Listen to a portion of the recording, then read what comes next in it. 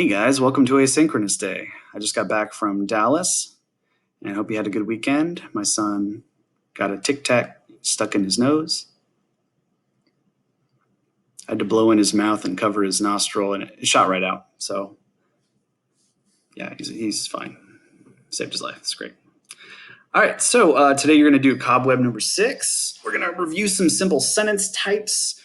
I'm sure you know you got this. And also we're going to have you practice a tone revision activity because we have been talking about the importance of tone and kind of the emotional resonance in things like Gothic literature. So we'll see how you do with that. And I want you to finish reading House of Usher. Got some cool resources for you at the end. A radio play version. It's awesome.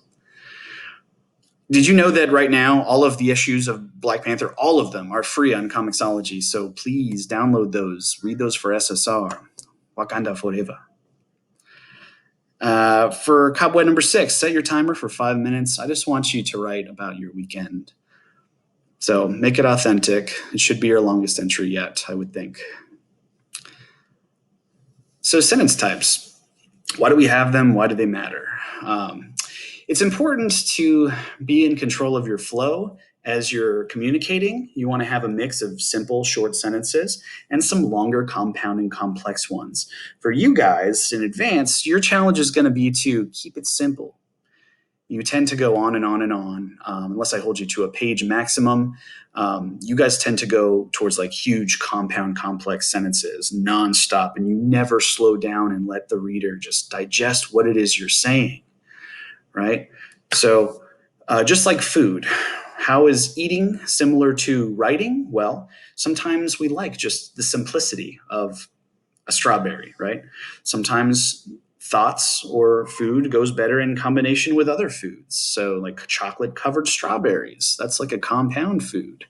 But we're not always in the mood for that, right? Sometimes we want a supreme pizza with everything on it that's very complex. Sometimes we just want a friggin' grape.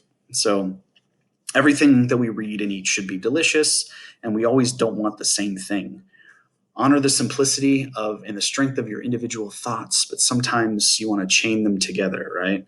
Just like if you're driving a stick shift, you start off driving in first gear, simple sentence, then you upshift to second gear, maybe that's a compound sentence, and then you shift up to complex, and then you got to go back down to first gear, back to simple sentence. So vary these types. And you guys probably know that to make a complete sentence, you need something doing something, right? A subject and a verb. So make sure that's a thing. If you're writing in fragments, which means it's missing either a subject or a verb, that's very pretty if you're doing creative writing or journaling. But in formal writing like essays, fragments typically are a no-no.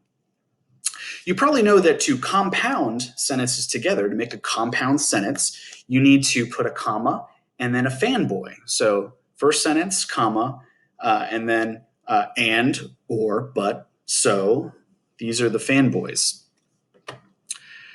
You can also use a semicolon. Semicolons are a way to make a compound sentence happen. If the two thoughts build on each other, you can use a semicolon, connect them. So don't overuse them, though, because it becomes a cheap trick after a while. All right, so today, guys, make sure you finish your work or the Victorian governess is going to chaperone you. That's what they do. I have a quick ed puzzle for you that'll show you some compound sentences featured in Justin Bieber's Baby. I'm sorry. And also your daily assignment's going to be just making some simple and compound sentences from Fall of the House of Usher. So you're going to be doing some like sentence work with what you remember from the story that we watched last class, and hopefully you read the first few pages. Guys, read the radio drama that I've hyperlinked here. It's like a 1947 radio play. It's amazing. And so check that out. I would like you to read the whole thing, and I'll attach some other like close reads. We got 30 seconds. So I've also hyperlinked the SparkNotes summary. So, whatever you got to do, I want you to experience this thing. But, I've given you many tools. We have the 14-minute CGI video, the radio drama that I listened to this weekend. It's also on Apple podcasts, so you can search for that. All right. I will see you guys on Thursday.